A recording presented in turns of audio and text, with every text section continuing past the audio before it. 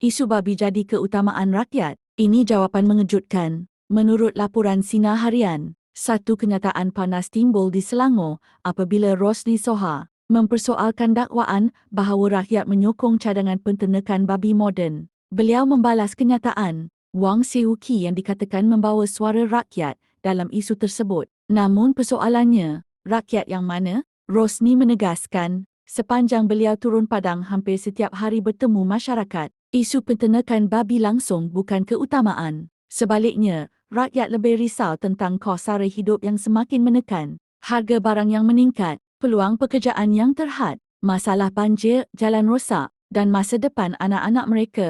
Menurut beliau lagi, apabila sesuatu cadangan menerima kecaman, jangan gunakan nama rakyat sebagai perisai untuk menutup kelemahan sendiri. Beliau turut mempersoalkan sama ada suara yang dibawa itu benar-benar mewakili majoriti atau hanya kelompok tertentu. Tegasnya, wakil rakyat perlu jujur dalam membawa mandat kerana rakyat bukan alat politik bermusim. Persoalan sekarang, adakah isu ini benar-benar kehendak rakyat atau sekadar polemik politik? Apa pendapat anda? Isu ini penting atau tidak? Komen di bawah. Jangan lupa tekan butang follow untuk info terkini.